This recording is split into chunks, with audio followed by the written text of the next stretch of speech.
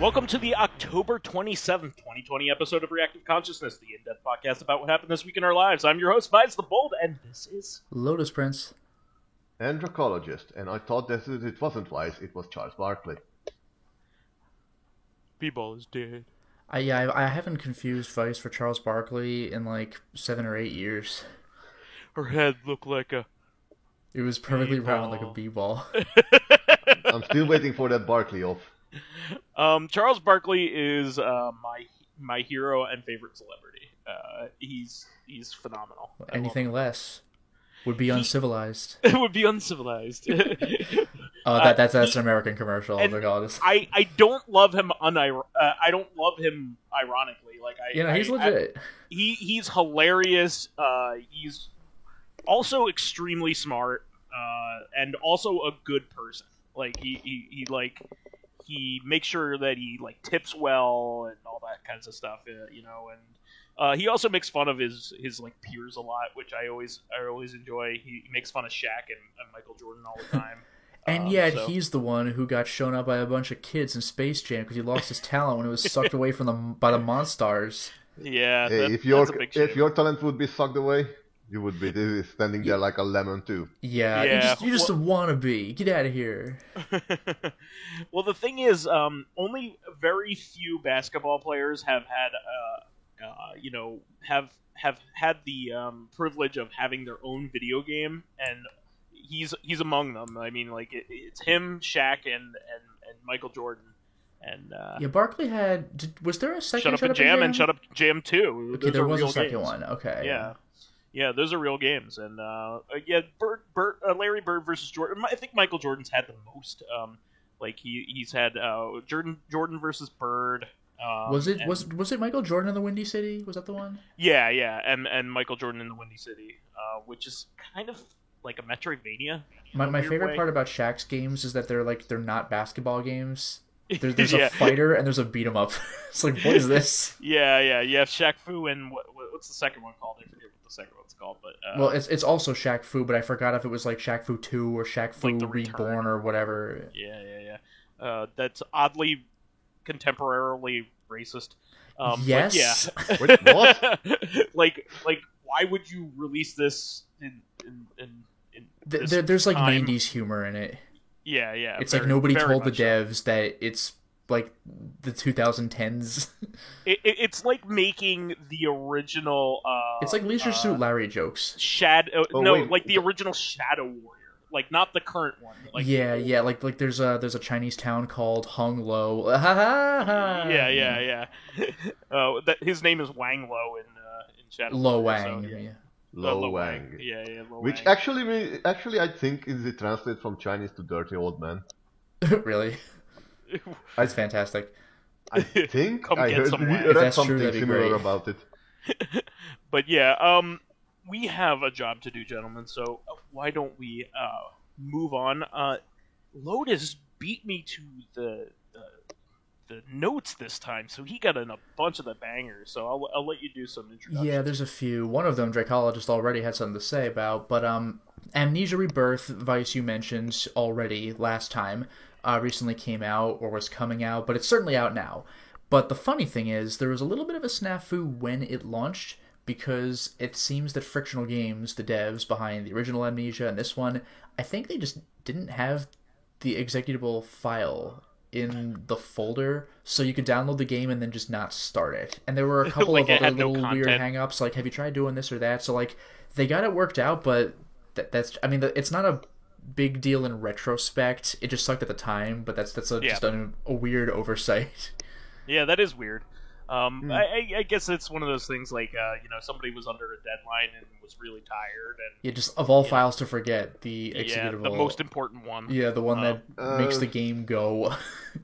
This is this is kind of a rookie mistake that many you see this from developers who get into the bad boy corner in the Steam world.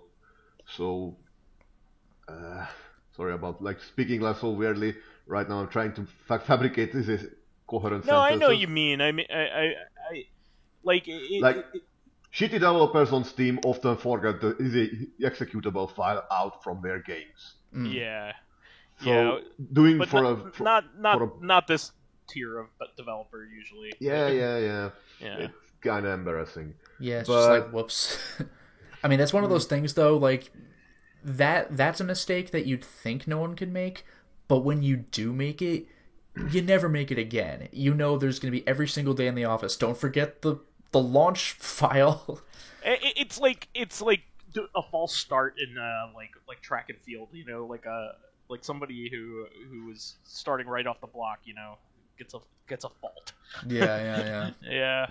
It's a shame because like I like this developer, I like their attitude, but like Yeah, they've been pretty cool. I remember them in the pre-Steam days. They had some patch for Amnesia that was just off of a website, and they're like, please use the honor system and only download this if you have Amnesia because bandwidth is a pain in the ass and everything. And they were just like, that was just when they were like some little indie dev. They were just trying to be nice about their files that they were offering.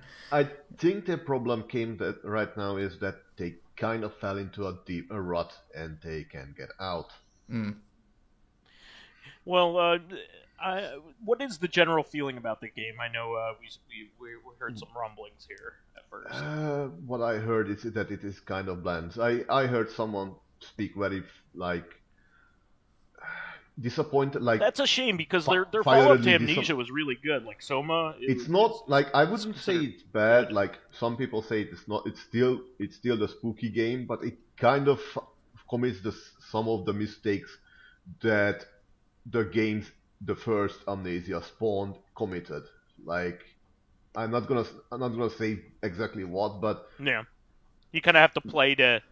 Well, I mean, I've know. heard both from Yahtzee's zero punctuation review and from someone on my Discord that there's like you advance in the game. Oh no, the floor dropped out from under you. Fade to black. Wake up. Now you're in a new scenario, and it's like you only really get to do that once. Like don't keep doing that.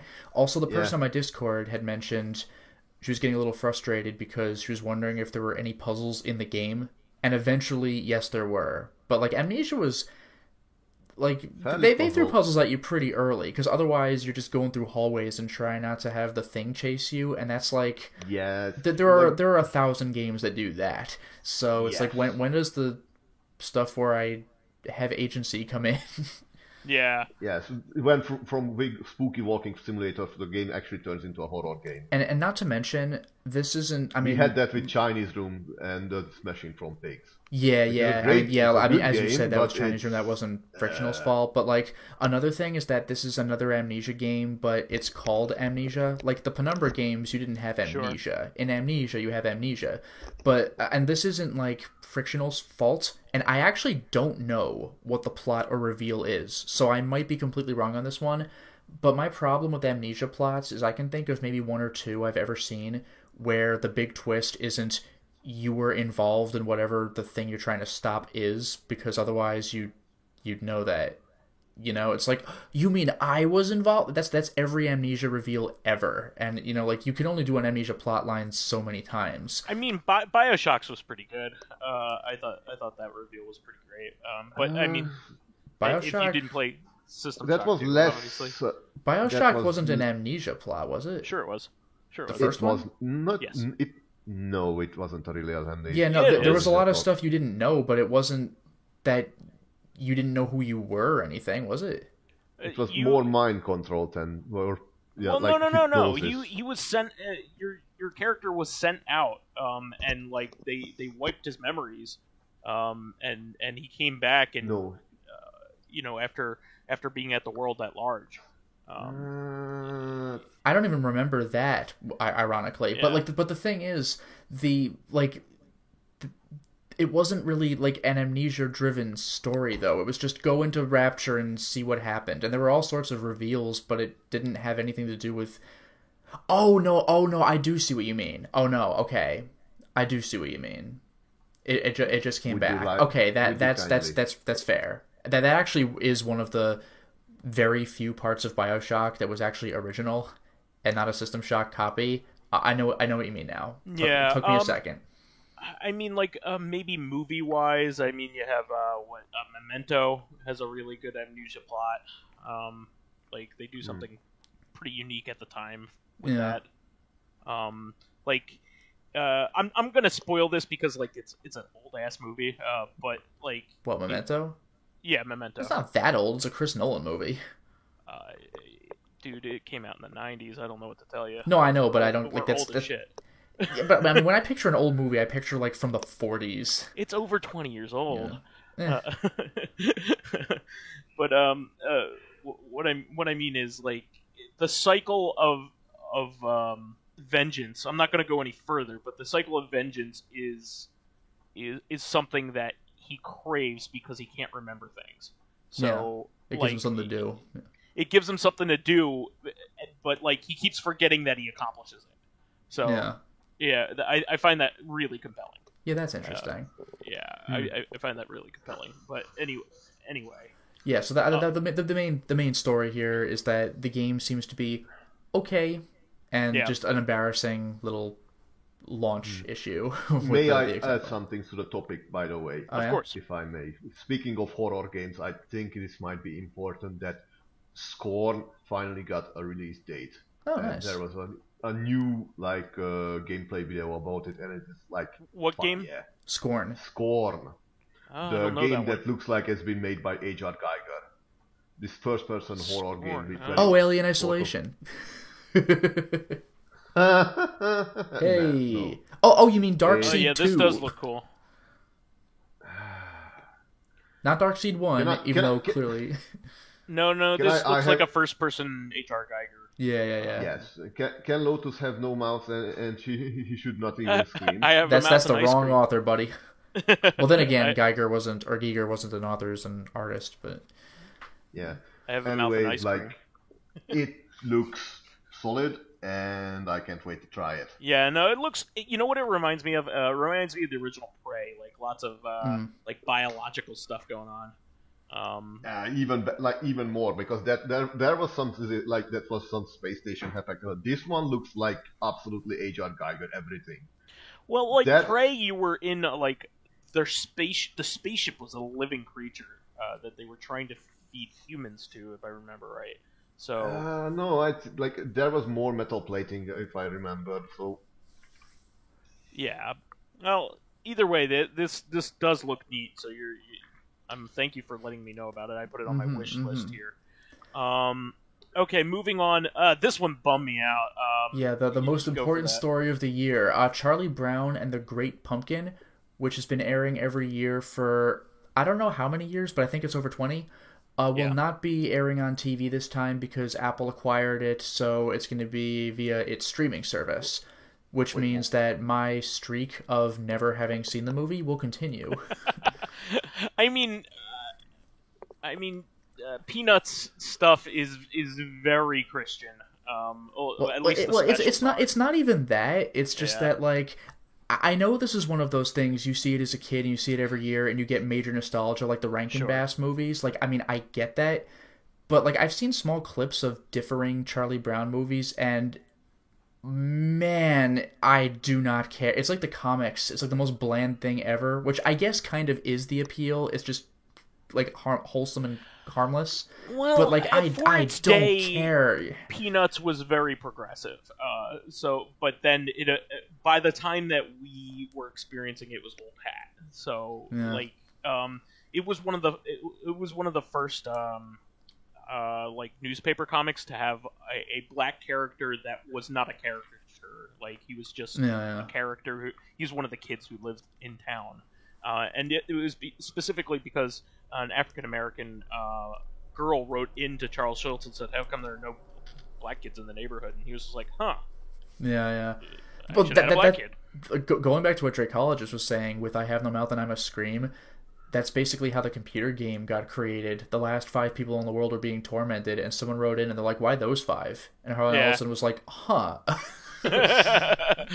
Didn't think of that. Yeah. But I mean, this kind of stinks, especially with the way that streaming services are going. I mean, there is some good stuff about streaming services. I recently got access to HBO Max, and it's because like I had a subscription to HBO, and they at first HBO subscribers did not get access to HBO Max, so you had to double up if you wanted it. Yeah, you have to pay for the opportunity to pay for something. Yeah, which is bullshit. That's like seeing the Mulan movie early on Disney Plus. Like, go fuck yourself. Yeah, I already subscribe to your service. I pay good money every single month to watch HBO programming. Just give me all of it. Oh god, the subscription services are going to drive me up the walls. Oh, and I don't use any of them. HBO is it has great content. It's seriously the best channel on television, if you ask me. I'm sure it does, but I mean, like, this is going back to the cable days. You have to pay for each channel. Now you have to pay for each channel's streaming service. So it's a little more convenient because you can pick what you want to watch and when. Oh, but, yeah. Like, Netflix stopped piracy by just saying, pay us and we got all the shit. But now every single channel's doing that, so piracy is going to start to come back. Because I'm like, I'm not paying for 16 separate streaming services. Well, this one is one that I think is worth a lot, especially if you are a cord cutter. If you don't have cable. Well, they're all good. That's the problem. I don't want to buy into all of them. Well, let me speak. This one I already had access to, so like it's not like I got anything additional. You know what I mean? Yeah, well, that's me with Amazon. Like, I got it for using the store. Oh, it also has streaming? All right, fine. Exactly. But I actually really, really love HBO Max because it has little different sections. Because it's basically Warner Brothers streaming service. They have all the Cartoon Network stuff, all of the Adult Swim stuff. They have Studio Ghibli, Sesame Street. I forgot they got that.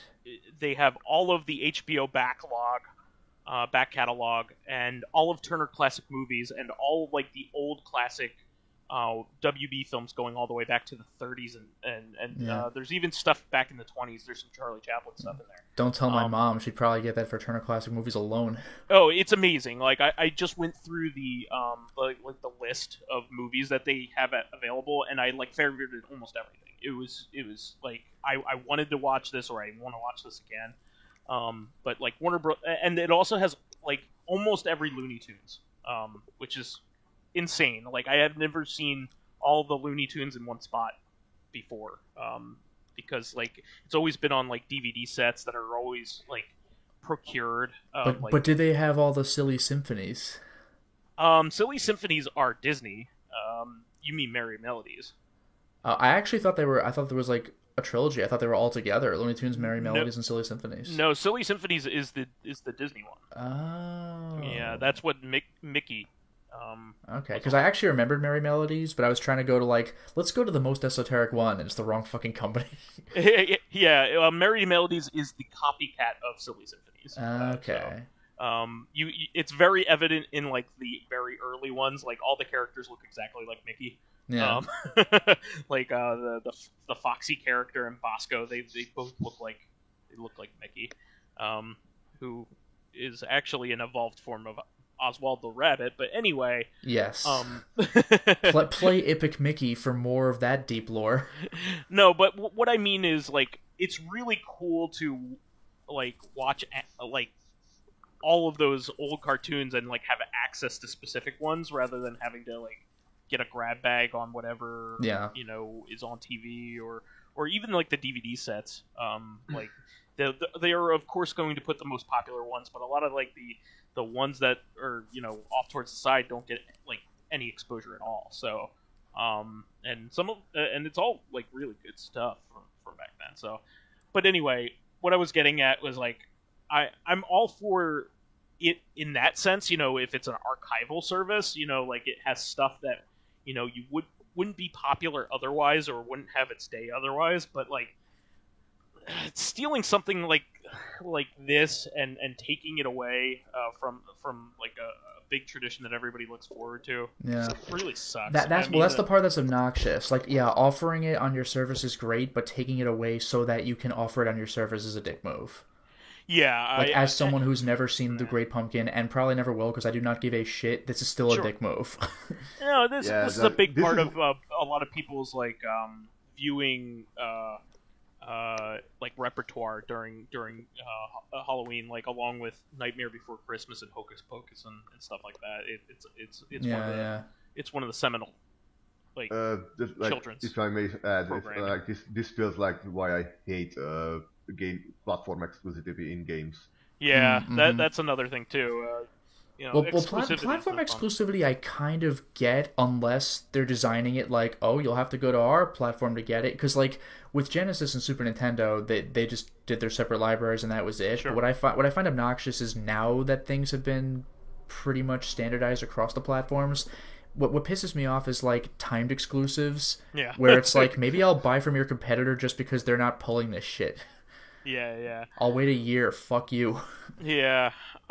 By the way, I hope there's been a rumor going around that Microsoft may get some form of Steam on the Series X, and I don't think there's any like concreteness to it, but that'd be like a wish list item. That'd be really, really cool. Yeah, like if you could download some of your library. Well, it's also believable. Like Microsoft already is on Steam, like the actual Steam. Like Xbox is just like the console, a console location to play your Steam games. That it would be compatible with.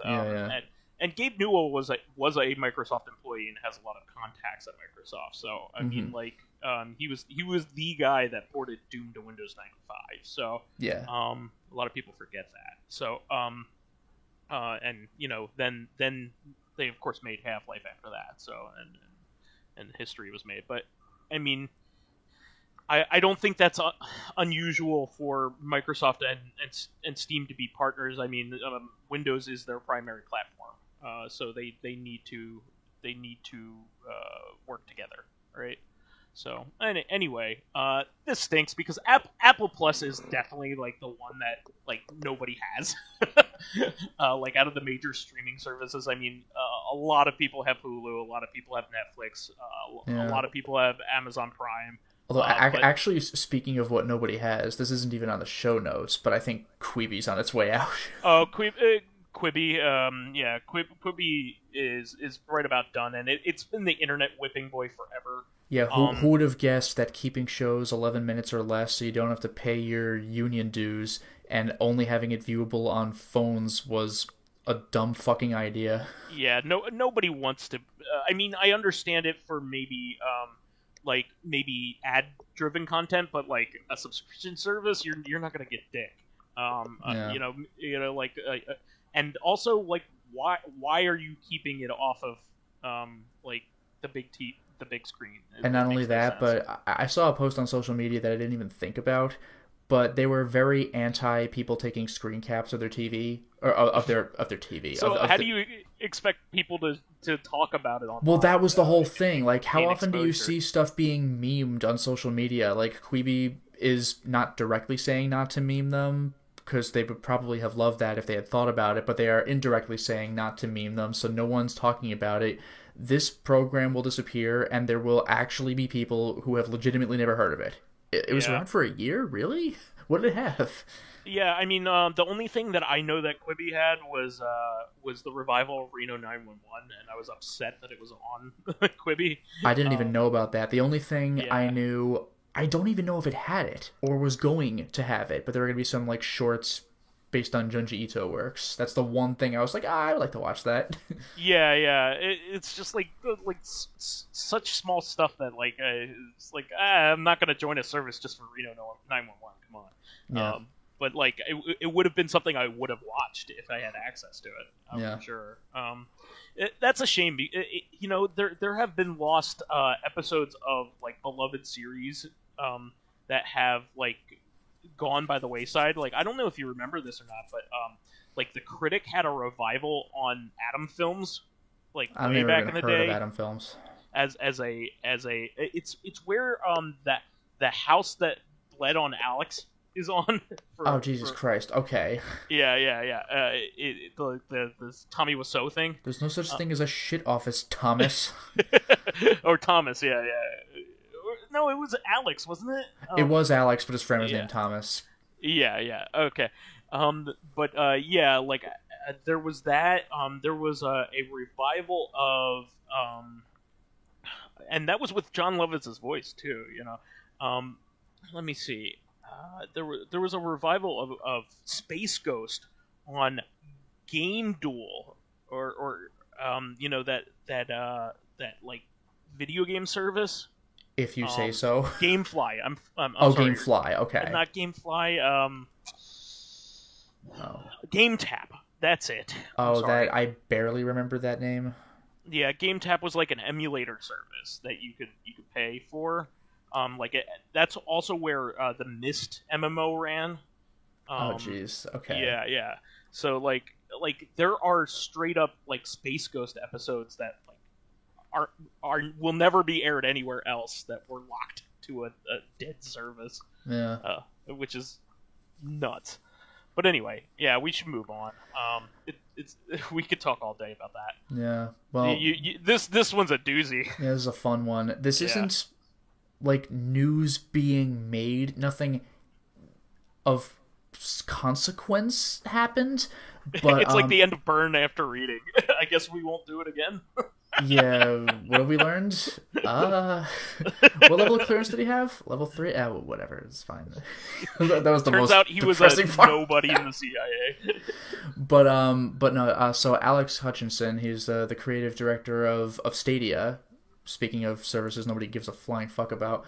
But he had made some Twitter posts that were getting people mad, which was saying that like as far as I know, this is like apropos of nothing, but he made a post that said that people who stream video games should pay the devs basically to be able to stream their stuff, because which is ridiculous. Well, the logic is like, you would have to pay royalties to stream like a movie or something. Hey, how about I don't pay John Football like royalties to play football? I mean, well, that's the whole thing, and not to mention the devs aren't getting jack shit for this. The CEO of their company is, and he's not paying the devs anymore because you streamed his game, because CEOs are greedy pieces of dog shit. Why do you think Fortnite is popular? It's because people are streaming it and having fun with it. That's a whole thing. There are tons of games that no one would have heard of if some super popular YouTuber or Twitch user didn't stream it. Like Among Us. Isaac is one of them. Isaac is like a streaming darling. No, I was going to mention right now is Among Us. That game's taking the world by storm. Among Us is 2 years old, and it was dead. Around forever. Yeah. Among Us was fucking dead. There were like under 10,000 users, or I forgot if it was 1,000 or 10,000, but it was in dire straits. And then I don't even know who, but some big person picked it up, and people were like, "Oh, this looks fun." And now Among Us is like the new thing. They just made like a major update, and that's why he picked it up, I think. There you go. But like, this game was dead. Like, sorry, it failed. Too bad. Except now it's like the number one cool thing. Riches. Like, it has connection problems. Yeah. So really, what Alex Hutchinson is saying is, rich guy wants people to give rich guy more money. Go fuck yourself. We already paid full price for the game. By the way, you fucking idiot. And by the way, as an added, about ownership on what like games and like programs and such. My mother summed it up very nicely. She said, I use CorelDRAW for making banners and such, and pictures, and like design like personal cards and such. Yeah. And she said, like, I have to pay for all of my products for Corel? Well, that's exactly it. Yeah, like when you're streaming or playing or whatever, like it's. I mean, this has been a subject of debate on YouTube for years. It's like transformative content. And most companies are more than willing to look the other way when you show their games. Like, I've only ever gotten flagged for, like, cutscenes or something. Or maybe, like, the opening and ending credits themes. Or if there's royalty music, because that's a whole other conversation. But, like, nobody gives a fuck if you are just playing the game. And, in fact, lots of smaller devs actively want you to be streaming their game so people can talk about it. I remember the people in Dreadout in particular, they actually had, I think it might have even been on their Steam page, or maybe a Twitter post or something, but they straight up say, and I think Double Fine did this for one of their games, maybe The Cave or something, like, I am saying right now you have permission to stream or let's play or whatever, or use our game footage, because, like, they want it out there. It's that's the whole thing. And by the way, this guy Alex Hutchinson, I didn't even remember this, but he was the guy back when he worked for Ubisoft, when people were asking why there wasn't a female playable character in, I forgot what. It was a Far Cry game or an Assassin's Creed game. I forgot which one. It was Assassin's Creed, I think. It was Assassin's Creed, but yeah, he was giving the bullshit excuse of how there were a lot of animations they didn't have. He's a fucking moron. That's because implying all male characters have the same amount of animation, which is objectively false. You could have a woman who's more or less animated than the other guy, but like that, he never used the exact words, but this got the hashtag like women are too hard to animate or something started because it's a bullshit excuse. But what's funny is if you look at his Twitter profile, it said creative director of Stadia. It no longer even mentions Stadia. It just says creative director at SG&E Montreal Studio. Someone must have told him to shut the fuck up. I think at some point somebody said like his opinions do not necessarily reflect that of Google and Stadia and whatever, because you're a fucking idiot. And what's also pretty funny, by the way, is I didn't even think to do this, but if you click directly on his profile, because I highlighted it to read the bio, but if you click on it, you know how a lot of people have banner images? Sure. So you don't have a boring look? His banner image is somebody's art that he cropped the watermark out of and did not pay for. So, to the surprise of no one, he's a hypocritical piece of dog shit as well. Yeah. And his Twitter, I don't know about today. I don't know about today, but I didn't check. But yesterday, meaning the 24th, like he hadn't posted since like the 22nd. Yeah, he must have gotten. Shut his idiot mouth. He either is being strongly reprimanded or in the process of being fired. Yeah, like this guy can't go one company without trending more than because of some dumbass statement he made. Dracologist, is this guy a blue check mark? I forgot. I think he might be. I'm not 100% sure on that. Yeah, I mean, the big problem with guys like this is it's kind of like, you know, the president on Twitter. Like, you aren't just some dude. You are representing something way bigger than just yourself. Yeah, and what was also funny, by the way, like that. One thing I just want to throw in there is he got like around 10,000 reactions of some kind to his post, like replies, likes, retweets, whatever, which was 5 times more than what Stadia itself had gotten during some like 3-day like event, which is just funny. He got 5 times the reactions in one day because this is a combination of him making a dumbass remark and nobody caring about Stadia. Yeah, Stadia is not going to win so much hard, considering like, oh, we're going to revoke your account because we don't like you. Well, no. What I was thinking is the irony of what Stadia is, where you're paying full price to not own a game. Like you're paying to stream the game. There he is. That's the dream. You're paying to stream the game on your own computer. I mean, so do you want to double pay? It's super ill-advised. It's not like a passive experience, like, you know, watching a movie. You know, like, you could completely understand, you know, hey, you need royalties to display or project a movie, you know, for a viewing audience, because this can only go one way. So if you've seen it, you've seen it. Yeah. You are in a video game. You are given the tools in order to enjoy it. And are you being silly? Are you playing it straight? Are you a great player? Are you a novice? Are you a speedrunner? Yeah. Like there's a reason to watch multiple playthroughs of the same game. Yeah, no, this is just bullshit. Yeah. So honestly, this is just a stupid post that went nowhere, and it's not like, you know, this isn't about the significance of a product or anything. It's just an idiot getting called out, but it was big enough. It's a creative director who's extremely tone deaf and dumb. You know, like after having been from years ago extremely tone deaf and dumb. You wonder how he's gotten as far as he got. Because, well, that's the thing. You hear about failing upward, or in this case, I think somebody had said failing sideways. Like, how do you having a reputation of being a dumbass get picked up at another giant company and then continue to be a dumbass. Like, I hope no one else fucking hires this guy if he does get fired. Because like, all these big companies realize you got a pattern that now. Somebody like Ninja picking up your game is a gold mine. And you shouldn't be charging them for the kind of exposure you're getting. Yeah, for the privilege of paying for the game and making your own video that you edit. Exactly. Go fuck yourself. Ninja plays your game and gives you hours worth of exposure.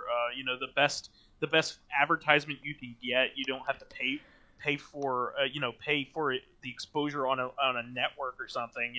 Or through advertising, or even make a fucking commercial. It's the guy's playing your game and enjoys it and is having fun with it, and other people want to do it with him. I mean, yep. Like every CEO of all these companies realize that, and there's the shock, by the way. Yeah. The CEO or some higher up is the voice of reason to some. This guy's still an extremely high level employee, but he he's a fucking better. jackass. He's a creative director. He should know the way the business works. And again, like I opened this little bit with, apropos of nothing. I don't think he was replying to anybody. He was just like, what? Streamers should pay companies because I'm a fucking idiot. Yeah. It was like one of those memes. No one, absolutely no one. And this guy says some shit. Oh, actually, speaking of that meme. By the way, I hate those memes because no one said nothing. What does that mean? Shouldn't it be everyone said nothing? But I did see the best one of those memes ever, which was it was something like nobody and then nothing, nobody with a stick, and it was Odysseus about to impale Polyphemus in the eye. I was like, yo, that's a really good one. Nice. All right, well, let's move on. The big news from Nintendo was an unusual one and a cool one at that, but not without its controversy. Did you check this out? This one out, guys? I did hear about this. It doesn't happen to be my thing, but it's cool that they're doing it. Yeah. So I'm kind of the same way about it because it's not something I was looking forward to, but it's still really neat. So. Fire Emblem Shadow Dragon and the Blade of Light is the original Fire Emblem game that came out on the Famicom way back in the 80s. Yeah, isn't Shadow Dragon on the DS a remake of that? Yes, correct. And a shitty remake at that. It's really crummy. Yeah, I'd heard, yeah. Yeah, so, but, it's easily the ugliest looking, it's easily easily the ugliest looking one of the bunch, which is really pretty funny. But this time anyway, it's the OG Famicom Fire one Emblem. Does look good. It's the OG Fire Emblem with, if you get like the collector's thing, there's a bunch of cool supplemental materials. This is the cool thing about it. So they are localizing the original game and also giving you modern niceties on top of it. So that's good stuff. They are keeping the original art style, which is really cool. It's not within the Nintendo app. Like, this is a separate game, so this is unprecedented for Nintendo to release an NES game, separate from the NES app. So you don't need an online, you don't need an online subscription to play this. It's $5.99 if you just want to buy it, which is really very reasonable. And this is the original game with Marth, right? Yes. This is the game with Marth. So this is basically the start of this genre. There's Famicom Wars before this, I think, but this is like the RPGification of Famicom Wars. Did this come before Langrisser? Yes. Okay. Yeah. Langrisser was a Mega Drive game. I knew it was on Mega Drive. I wasn't sure if there was an earlier one though. No, I don't. I think this is basically like there was stuff, strategy games before this, like Nobunaga's Ambition and Rise of the Three Kingdoms, or Romance of the Three Kingdoms. Romance of the Three Kingdoms. That story apparently literally never gets old. That's what all the Warriors games are. yeah. It's based off of what actual. Yeah, that is. Yeah, it's based off of Magic the Gathering Portal 3 Kingdoms. No, it's based off of what the Romance of the Three Kingdoms. Well, yeah, that really was a thing. Yeah. Yeah, which is based on history, right? Yeah, so it was Chinese history. Yeah. But this is the start of the strategy genre as we know it. Like this is before, like Shining Force was an imitator, for instance, of the genre. This was before, it goes Famicom Wars and then this, like the RPG slash strategy title. Like you wouldn't have Final Fantasy Tactics without this game. Let's just put it that way. Honestly, I want to say that with at least the console people got that. Those people got XCOM. Yeah, that's true. Yeah, but yeah. that didn't come until the 90s. Yeah, but XCOM was like that was a game that broke you into pieces. Oh, sure. Yep. That game is just the original XCOM is impenetrable. I still love that meme with don't worry, it says you have a 95% chance of hitting, and it's the Jordan Peele profusely sweating. It's still sweating. Like XCOM players, like So yeah, you're referencing the fact that like it's D&D rules. You can still roll a 1. Yeah. No.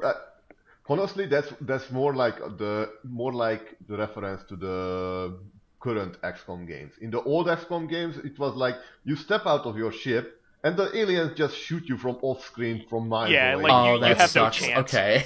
Yeah, it's because they were randomly generated, so like there's no thought put behind where the enemies are. So some of them can just straight up murder you. No, enemies just had their turn while your units are moving because Overwatch, and go fuck yourself. Well, that too. I mean, like, I know there's some stories about like how like people dropped down and couldn't find any of the enemies, and that it turned out that they were all on top of each other in the same fucking room somewhere in a fucking closet, like because it's randomly generated. It just randomly generated something really stupid.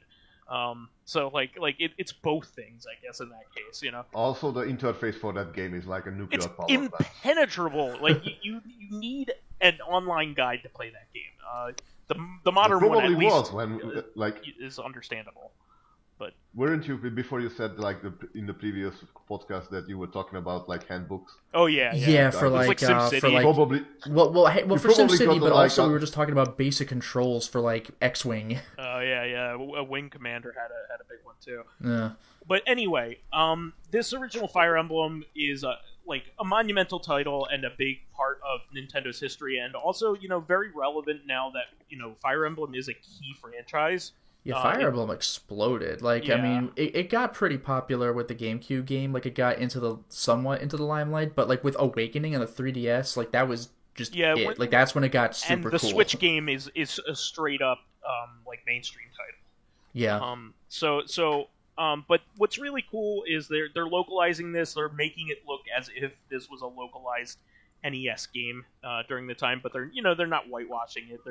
They're keeping its anime-ness. Which is I really do appreciate that, because that always used to happen. They'd be like, let's give it a more Western look, and then 5 years later we saw what Japan had, and we were like, oh really? We could have had that. Yeah. But it looks beautiful, and they added like modern features, like a rewind feature, which is essential in a tactics game. Like if you make a mistake, you can rewind turns.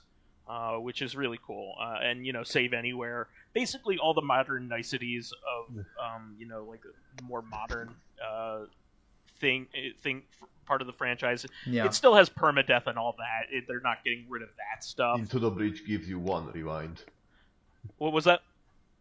Yeah, I just heard that story that like the game Into the Breach, it gives you one step rewind for a one session. No, this one will let you go, I think, all the way. Much. So make a mistake and lose your favorite unit.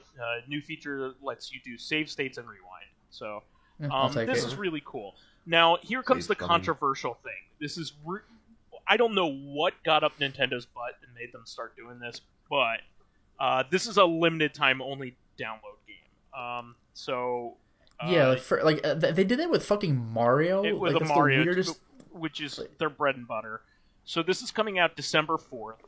This year. You better buy it or it will go away eventually, which it'll disappear forever, and that's fucked up, especially considering this doesn't even have a physical counterpart.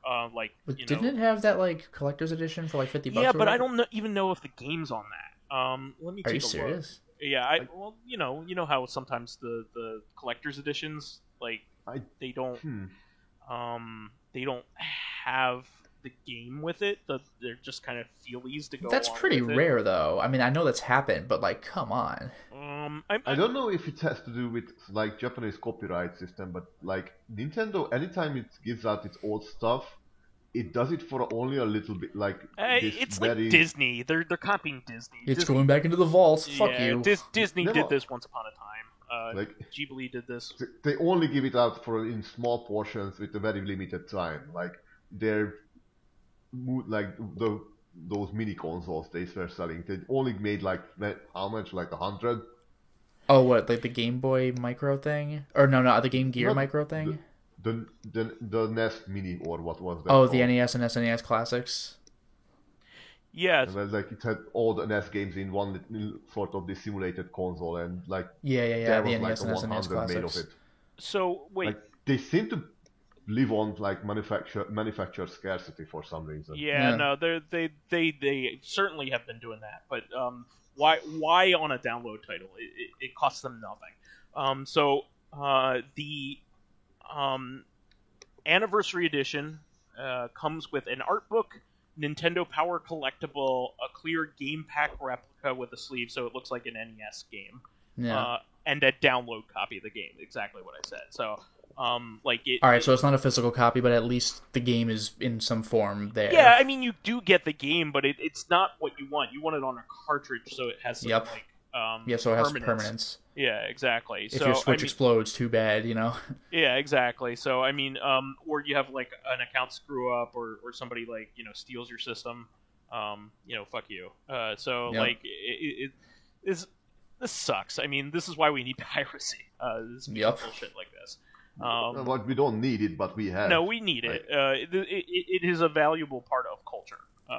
It is preserving, otherwise erasable parts of our culture. So I mean, we need the piracy as a part of archiving, unfortunately, because they're not allowing people to have even a large amount of time to access this. They could easily just give you the breadth of the entire Switch's online access.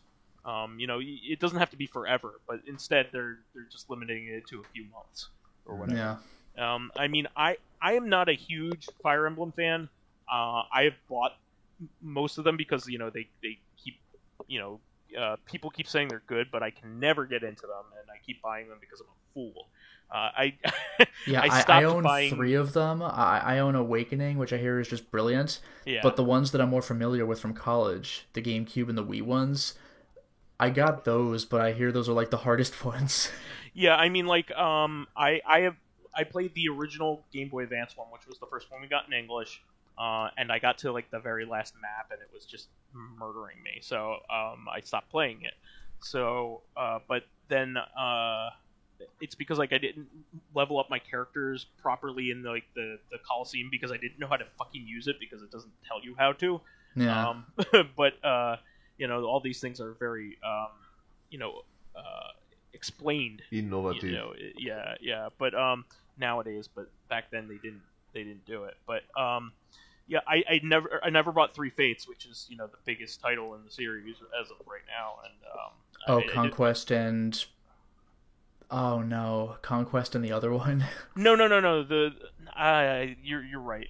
The Three Kingdoms or whatever that one's called. The newest one on the Switch. I didn't buy. Oh, Three Houses. Three Houses. I'm Houses. sorry. I'm getting them all fucked up. But Yeah, there was a Birthright in Conquest, I think it was. For I do have that. The other 3DS game. Yeah, I do have that all in one cart, which is pretty Yeah. awesome.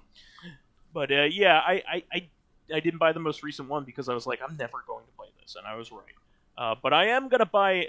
I will go out and buy a $5.99 game that won't be around forever. But that I shouldn't have to. In order to have a chance to play it, it's stupid. Cool thing, but then you knock the wind out of it immediately. Moving on, this is a cool thing. Cotton, which is an old school cute 'em up, where you're a little witch on a broom. Mm-hmm.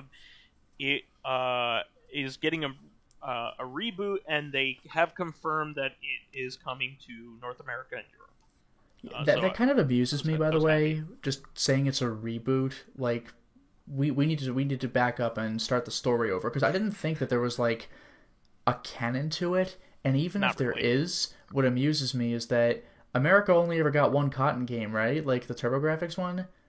I think so. Is it like literally the only one? So it's like it's getting a reboot. Like what? I think all the rest of them were Japan exclusive. Yeah, I think they might have had like a Super Famicom one and everything, but America barely got it, and it was for a system that nobody had. Yeah, well, this is cool. I mean, it's never a guarantee that shmups will get a worldwide release. And it kind of sucks that that's the case, but in this case, I'm very happy that I don't have to import this and pay exorbitant fees in order to do so. So I'm happy about it. Who knows whether it'll be good or not. Whether it'll be kind of like a cheapo kind of game, but Yeah. That's always a danger with these kinds of revivals. You have one guy who worked on the original one that is trying to do everything himself, but God help him, he can't. That happens, and it happened to Sengoku Canon when that came out. But it's one of those things. But moving on, I just wanted to do a quick shout out that Pikmin 3 for the Switch will be getting its release on Friday. I am excited about this. I will be using a GameStop gift card in order to get this. So you nicked up Pikmin. I mean, Excited. you picked up Pikmin. You acquire Pikmin. Yeah, I Taking the joke from pick Zero up Punctuation. Pikmin. Yeah, I You go to definitely the store and you want this. pick Pikmin. Yeah, I missed this when I was on the Wii U. I bought it, but I never played it. So story of my life. But Yeah, story of the Wii U's life. well, yeah. But I am glad that I have the opportunity to buy a more complete version. They're adding content to it, so Oh, okay. I was about to say like more complete, but there you yeah, go. no, they're adding content to this one. It's like a plus or a deluxe. Yeah, it's like the release. Wonderful 101's new version. Yeah. So I'm really excited about this because I really love Pikmin 1 and 2, and I just didn't get around to playing Pikmin 3. So this is a great opportunity to play one of the few locked away Wii U games that's been that was left over that has finally been freed. Hmm. Still waiting on 3D World. That's Yeah, that's conspicuously missing. And like for me, I'm still waiting for Fatal Frame 5 because well, like 3D World is coming. It's February, I think. okay. Yeah, No, yeah. I'm still waiting for Fatal Frame 5. Fatal Frame 5. Who knows if you'll ever get that? I know. That's one of those. And Xenoblade Oh, Chronicles X. Or- Yeah, at Xenoblade X, yeah. Yeah. But moving on. This was a great surprise. So for the longest time, this had a landing page on Steam to the point where people didn't know whether like it was like a reality or whether it had just dropped off or whatever. But Uppers is finally getting a release in the West. Do either of you know about Uppers? I seen like the store page is some sort of one-on-one fighter, maybe. No, it's actually a beat 'em up title. It was Really? one of the games that people really, in the import community, really kind of wanted on the Vita.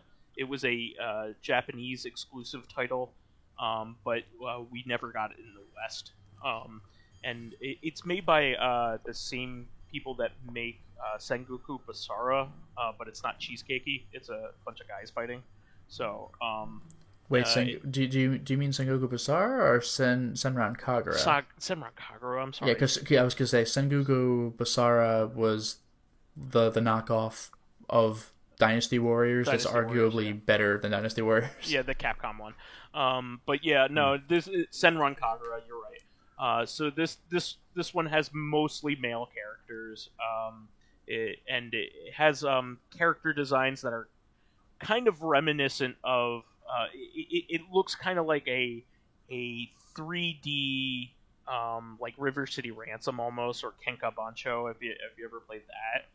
It has like that street punkish kind of art style, but in 3D and has like good looking models and stuff like that. So, but yeah, I mean, everybody knows that I'm a big beat 'em up fan, and this was one of those titles that I really wanted to play, and never got a U.S. release. And I'm glad that we have a PC version of it now. It's really cool that it came out. And it was a surprise. It kind of came out of nowhere, even though the landing page has been up for like 5 years. So like people didn't know, and there was like no news or anything on it. So this is really cool. I just think it's cool. And this was put out by Marvelous Exceed. So I'm excited for it. On brand. Yeah, they Okay. they didn't communicate well about it. So Probably going to see videos about it eventually. So yeah, and there is a Senran Kagura like guest character in the game too. So it I guess it's Ooh. part of the series, kind of. It's like a spin-off kind of thing. But I definitely want to play this because it's not nearly as embarrassing as playing Senran Kagura. I don't know, man. Like, you could play Senran Kagura's pinball game all day before going back to Galgun. My fiance would never let me live it down. She wouldn't be mad. She would just make fun of me. Like, Yeah, but until no, but I I'm died. saying though, anything is less embarrassing than Galgun. Yeah, you're kind of right. Though Peach I Beach think Ball I've seen is, worse. So the pinball game is not. Is Yeah, the up there pinball game isn't with even like. embarrassing. Yeah, the pinball game is. Yeah, that's like as someone who's Hit the played boobs in order to multiple win. Senran Kagura games, I'm not gonna play the pinball. Yeah, nah. I love pinball and I love boobs, but not the combination. I don't that I love want. losing my marriage. I do not want to. I have to live here. Moving on from that, we did talk about Rogue last week being on Steam, which is really magical. And we were wondering whether it was going to be free or whatever, but it turns out like extremely cheap. Yeah, I mean, nobody was expecting it to cost more than a few bucks, I'm sure. Yeah, but like $3, like come on. Yeah, 3 ain't bad. Yeah, so I bought it. It's 15% off as of right now, $2.54 Oh. American. So, but totally worth that for like the birth of an entire genre of games. So, If it weren't for Rogue, we wouldn't have Baroque. it's not the first roguelike. It is Rogue. That is true. I don't know what you would call the first Rogue. I don't know what would be the first roguelike. Well, that's like when the original Doom came out, calling it the first Doom clone. Doom It's clone. like, wait, what? Yeah. It's a pretty cool Wolfenstein 3D clone. Moving on from that, the Mages, the makers of the science adventure series, that would be the Steins Gate series, for anybody who doesn't know any better. Yeah. They announced a new game in the series called Anonymous Code, which Yeah, is going to on be a new one- branch. On one hand, I love this because it's like more science adventure, but on the other hand, I haven't played fucking way any behind. of them. Like, stop way leaving me in the behind. dust.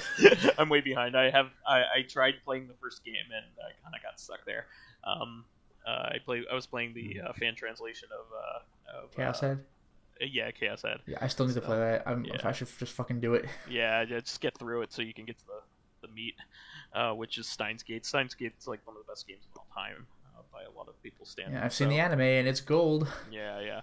But moving on from that, the creative director Chiyomaru Shikura mentioned that he wants to do like a universe crossover. Oh title my after that. god! Yeah. So like the science adventure games have never.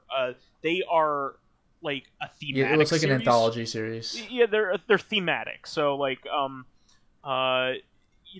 each of the branches has their own continuity. So like Chaos Head, I don't think is related to Chaos Child except for themes, but Steins Gate sequels do count in various branches of the timeline in that series, and Robotics Notes for sure has a sequel. But this would actually like kind of blend the universes, so that's pretty cool. It would be interesting to see what they would do, and like how time travel would screw up every one of their timelines. Yeah. I'm sure. That's part of it. So, moving on from that, Crimson Clover, one of the best Dojin shmups ever made. I have that game. Yeah, a lot of people do. I would say that this is a great place to start if you wanted to get into shoot 'em ups. It's a fantastic game. If you want to get into Danmaku.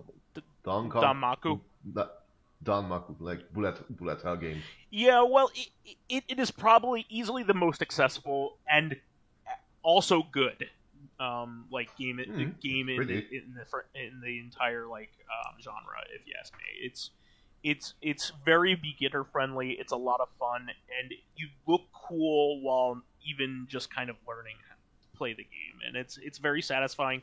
It plays like a very good cave game, but it's not nearly as esoteric.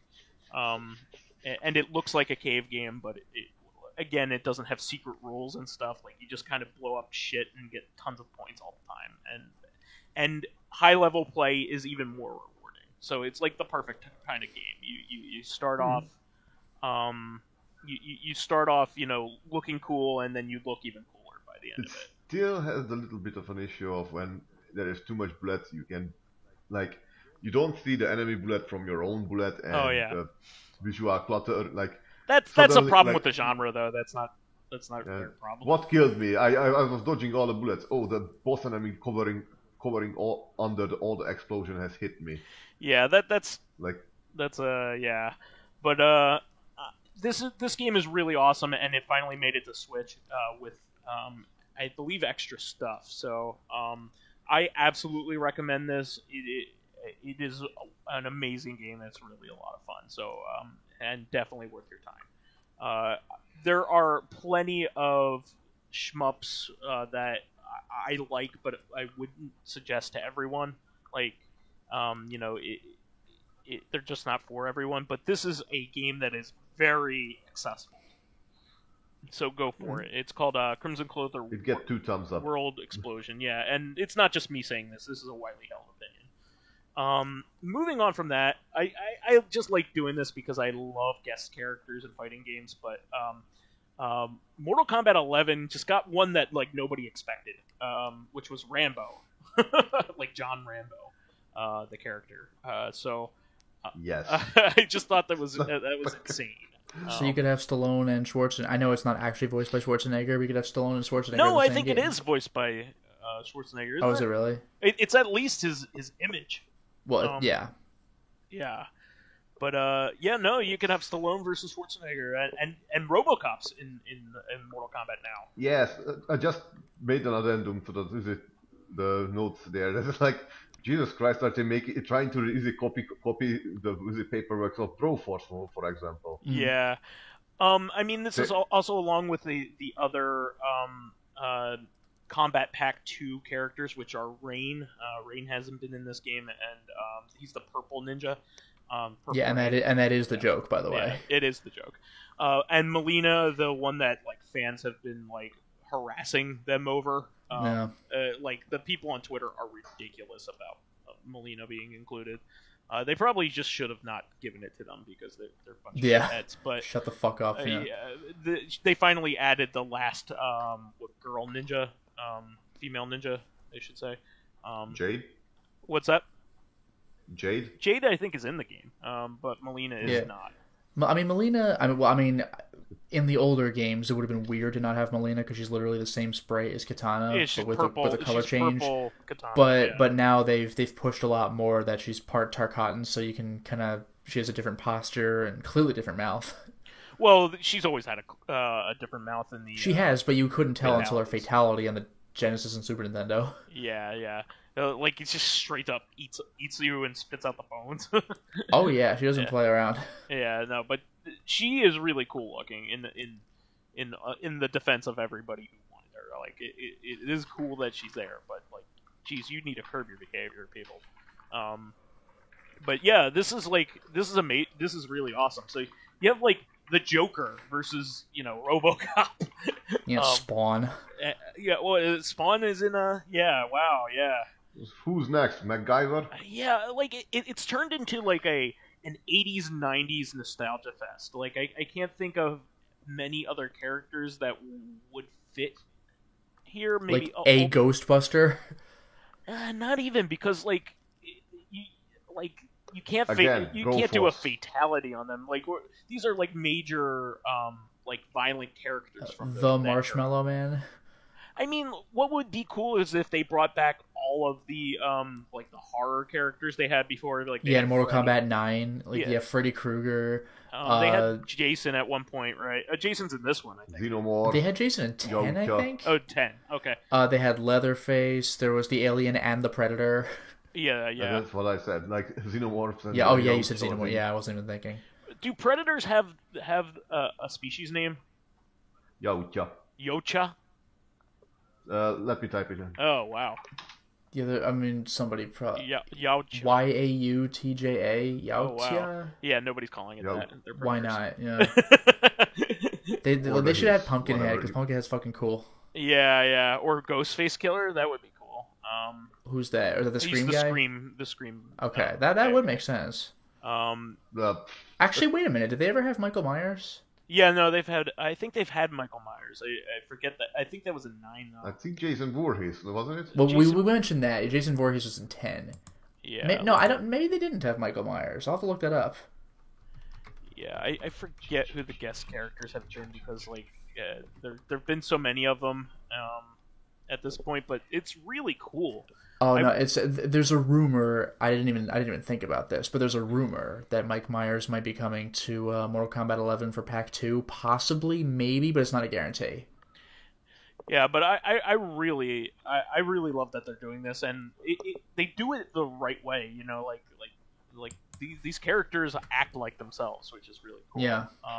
And I think it's really neat. Jason even has his famous catchphrase. I'm gonna get you. Remember that from Friday the 13th? Jesus Christ. But yeah, the Joker, which is a cool addition. I kind of wish that they would have the Ninja Turtles. I know they're in Injustice. Yeah, but, Injustice. I mean that's because I think it's asking too much to have them, To rip even their though heads though off. it's on brand for the Mirage versions. Like I think Yeah. we're past the point where they just brutally murder people. I mean the series is owned by Nickelodeon. They're not gonna Yeah, like not those Ninja Turtles. Yeah, the series is literally owned by Nickelodeon now. So Yeah, because comic Ninja Turtles. Well, there's two comic Ninja Turtles. The old comic Ninja Turtles will have no problem brutally murdering people. yeah, I think they killed Shredder in like the second or the first issue. blew just, up. Sliced him in half. I think he like straight up exploded. Exploded. Okay, yeah. Like he's clearly dead. And then they made an entire like series about like him being the bad guy when he's like a nobody in the comics. Yeah, in the '80s show, it's great. Well, that's like what Hokuto no Ken did. Yeah, like Shin. He has an Shin entire got killed arc. in like Volume 1, or he's the boss of a full-on arc. All right, fine. He's nobody in the comics. But Which is funny because he kickstarts the entire series. Yeah, it is true. And just two little things that are unrelated to video games, but I just kind of wanted to speak about them. Borat, the subsequent movie film, which Yeah, is of course it'd be called something like that. Yeah. the official name of Borat 2, released on Prime Video, I think. I love that it's called Subsequent. I just like that word. Subsequent movie film. It's like on Fargo when they do like the previously on, but they change up the words. Like erstwhile on Fargo. It's so good. But I watched about half of it and I cringed all the way through and loved it. That's the point. Yeah, I mean, the stuff that he forces himself to do, like I don't know how he did it. Yeah. Because like this he's clearly making other people very uncomfortable around him. And, Well, the funny thing is, what's gotten bigger news in the movie itself is a particular scene in the movie. Do you know what we're talking about? I stopped watching the movie right before it happened. Yeah. Apparently, there is a very damning scene with actual Rudy Giuliani in it. Yeah, where, like, there was talk about, was he reaching his hand into his pants because he was going to pull them down, or was he adjusting his shirt like he claimed? I mean, Whichever, frankly, that doesn't matter as much as the fact context. that, yeah, the context is terrible, but, like, also the fact that somebody who wasn't even really a reporter, she, like, lied about being a reporter, you could tell because she's an actor in a movie, got into a room alone with him, like, with drinks. And she's like, supposed to be 15. Well, I mean, not. I mean, she's clearly not though. Like, so outside the context of that movie, but like, a person with no proper reporter ID managed to get into a room alone with Rudy Giuliani. That like, where the fuck was security on that one? Like, what if she were a foreign agent or something? This is like embarrassing. Yeah, and I don't mean because of the sex. I mean because any of this was allowed to happen. The personal lawyer of the president of the United States. Yeah, Sacha Baron Cohen as Borat himself put a stop to the scene because he chose to. He did not have to. I mean, he should have, but like, this was his movie scene. He could have just sat back and saw what happens. Security wasn't going to do jack shit. We've already gotten this far. Like, that's fucking pathetic. Yeah, I should also add that I think Sacha Baron Cohen is like completely brilliant. He really does point out a lot of like. He's a really nice person too, by the way. Like, despite what he does in his movies. Yeah, well, he's actually very very mild mannered. Is like. Yeah, I've seen an interview with him, and it's like, is that really the same person? I know it's called acting, but like, damn. He just has the balls. Like when he gets in these characters, he becomes them, and like he. Like he almost got killed as Bruno. Yeah. I don't know if anybody knows this, but like one of the final scenes where he like finds his assistant and like realizes that he loves him, and they start like making out in the middle of that UFC ring. Jesus Christ. With a real UFC audience there. That's actually the second time they filmed that. Because the first time they did it and they didn't have like a full cage around the octagon, and like people were throwing chairs in the ring and like almost killing them. Like, and they had to quickly film it a second time the next week before anybody found out about it. Like in a neighboring town. And did the same thing, but had a cage and got the same exact reaction out of the UFC audience because they're a bunch of dude bros. So yeah. And actually, by the way, like you already mentioned Bruno, but I was gonna say, like, to this day I have difficulty like remembering that Ali G, Borat, and Bruno are the same guy. Like, it's crazy. I never saw The Dictator, so I don't know much about that one, but I did see Who Is America, and it has some of the like worst parts of America in it. It is just awful. Yeah, sleazy shit. Yeah, and it's not him that's the problem. It's everybody. It's the people that'll. Of his movies, I've only seen Borat, unless you count like cameo roles and other stuff. But like, even Borat, like, he's weird and off-putting, but he uses it to show like the negative sides of just the people he interacts with. He's poking at people that have bad thoughts and behavior already. Yeah. And bad tendencies. And Who Is America is even more of a distillation of that. I really recommend showing that because he has different personas in that, but it's very much kind of the same thing. Mm-hmm. He doesn't go as the major three characters, but and also I really like this new Borat film because you might also be wondering like how the hell does he get away with this? Because Borat was a gigantic film when it came out. It was a sensation. Like, who the hell doesn't know who Borat is? And he actually addresses that in the movie. Like, he starts walking around as Borat just like on the street, and people are like hounding him for signatures and stuff. So in the movie, he's playing Borat disguised as other people. I've seen a small clip where he's got like a full-on beard and stuff. Yeah. Also, I have to give a shout out because at one of the Republican conventions that he gets himself into, he was also dressed as a KKK member going into it. Yeah, I heard about that. But it happens literally at the Gaylord that we go to every year. What? Yeah, I was like, I know where he is. He's That's at the Gaylord. crazy. like I know those hallways. Like this way to the dealer's room. Yeah.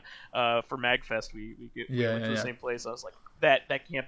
And my fiance's like, that can't be the Gaylord. I was like, look at the floor. It has the giant G, and she's like, you're right. Yep. Yeah, it's like it's. So yeah, it's. Yeah, that place is right off of Washington. Yeah, no, that place rules though. Like such a great venue. But yeah, I just had to mention that. Like, it is absolutely worth it. I don't know what your feelings are, Dracologist. I don't know if you watch that kind of thing, but. No, I avoid it like fizzy fire. I don't blame you. I mean, like it's embarrassing, but No, it's like it's one of those things. Like if you're an American, then maybe you can relate. For me, it just looks stupid. Oh, Well, it is. it is. It is, but But it's not the funny kind of I would stupid. think Okay. that Europeans would love it because it's making fun of Americans and poking fun at Americans more than anything. So I don't know. Like it is certainly a satire and makes America look bad. But anyway, I also quickly wanted to mention this. Tonight, as of this recording, is going to be the last episode that Hannibal Buress is on the Eric Andre show. That's on Sunday night of this recording. So probably at midnight, I think, is when Eric Andre the new episode airs. You know, as someone who's seen like 2 episodes of the show and a couple random clips on YouTube, that still kind of bums me out. Yeah, well, you know, he's kind of right to leave the show. Hannibal Buress, when he originally joined the show, it was 10 years ago. He is the straight man because Eric He is Andre's the a straightest fucking straight nut. man ever. Yeah, Like the flattest delivery all the time. I don't know how he does it. and he just straight up calls out Eric Andre on everything that he's doing. Yeah, I think I've mentioned this once, or I think I've mentioned this before, once or twice in the podcast. But one of my favorite moments is an early episode, probably season 1 of Eric Andre, where yeah. Eric Andre just gets mad and just sweeps everything off of his desk in like a childish fit of rage, and Hannibal just doesn't even flinch. He's just like, whatever, man, it's your desk. It's like the funniest shit to me. Well, Hannibal Buress is a gigantic comedy star now. Yeah. He is hugely popular and way bigger than he was 10 years ago. And to the point where he is nobody's sidekick. Yeah. He is his own thing. He's right to not be Eric Andre's sidekick. Yeah. It's kind of it's one of those things. Eric Andre is actually on the up and coming as of right now. So he's only been really well known to people that watch the show and a couple other people. But his Netflix special just got popular, so he's becoming more mainstream now. But yeah, Hannibal Buress is a big comedy person. I mean, he's the person that sparked Cosby getting arrested. Yep. I mean, he's a big deal. So Eric. Apparently, the story was that Eric Andre called him up, and he's just like, "Oh, we're getting the show back together, for a 5th season." And he's like, "Man, I'm 45. I don't want to watch you destroy your desk anymore." So at least he agreed to be on for 2 episodes before. Okay. Before he leaves the show, and apparently he leaves the show in a spectacular fashion. Nice. I mean, I know they can't do. I know they can't do it twice, but I'm still thinking of that one clip where, Eric Andre just shoots Hannibal with a gun 3 times, and then immediately turns to the camera and goes, "Who killed Hannibal? Who killed that?" It's like, what the fuck? This is the weirdest. That's actually the biggest meme that Eric Andre. No, I know. Yeah, why would someone do this or whatever? Yeah, well, why would bullets do this? Like Konami, shooting Silent Hill. Why would gamers do this or whatever? It's completely blaming it on somebody else. But the new season of Eric Andre is honestly really, really awesome. I saw the first episode, and the guest is very uncomfortable because they don't know what is going to happen. It's 5 seasons. There's got to come a point where somebody's heard of Eric Andre. Well, no. She knows what the show is. She just doesn't know what he's going to do to her. Okay, fair enough. It is really funny because of that. She's just sitting there cowering, waiting for shit to happen. And I'll do the interview and I know it's gonna get weird. I'll just see if I can brace myself for it properly. But Eric said that it's Judy Greer. Yeah, Judy Greer is the one who she's Cheryl on Archer. Oh. Yeah, she's the mom in Arrested Development. Yeah, exactly. No. Cheryl. She's the the younger girl in Archer. Oh well, shit. What was the mom's name then? But that's neither here nor there. She's a pretty famous comedian, and she's just like sitting there. She's like, I know what kind of show this is, and I just don't know what you're going to do to me. I don't know what's going to be flying out. And Fair enough. I the thing that stuck out to me is like she's just talking to him, and then all of a sudden, like a hot dog in a bun falls into frame from wherever, like Nice. from the set, and then he goes, "Oh, you hungry?" And she's just like, "No, I don't eat hot dogs that just rain down." He's just like, and then he just like starts eating it. All right.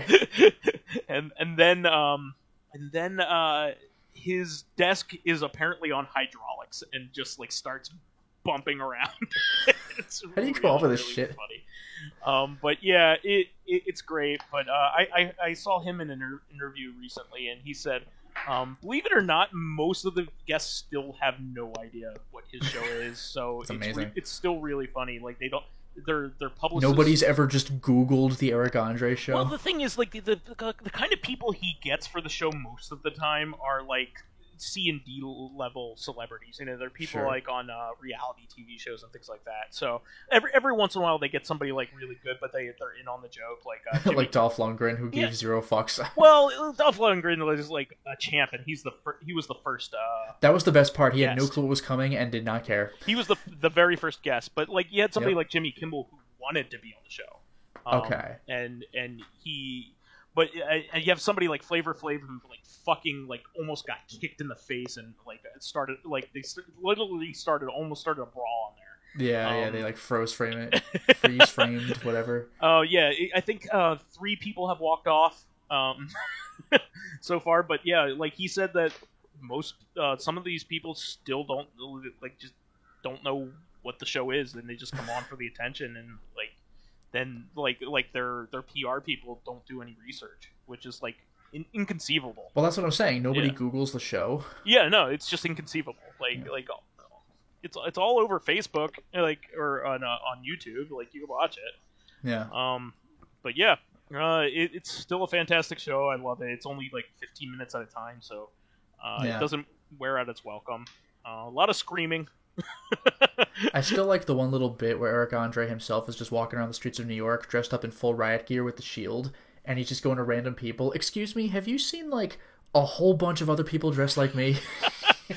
Like, no. Some of his best stuff was like going to the Republican National Convention and just like Yeah. causing poking. Well, my Alex thing is Jones- I Alex interview Jones. people who are currently being interviewed. He just fucking interrupts some interview on camera. He's carrying his own boom mic like an asshole.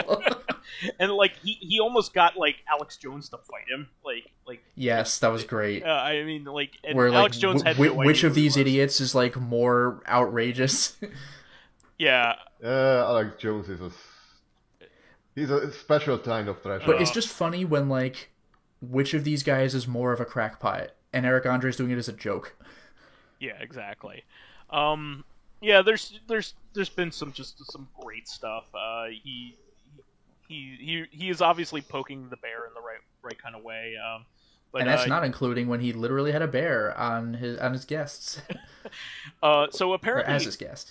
he has John Cena come on the show just for like a quick gag. Mhm. And like John Cena like comes in, busts through, and like knocks him through a shelf. Okay, Like that's the gag. Like he just like it just happens. body slams him through a fucking bookshelf, and that's supposed to be the joke. You know, he just comes out of nowhere and does it to him.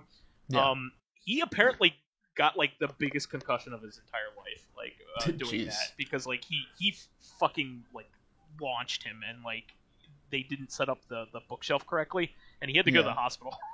That sucks. It probably wasn't made from the softest of No, three types. he said John Cena was like did the stunt correctly. They just didn't build it correctly.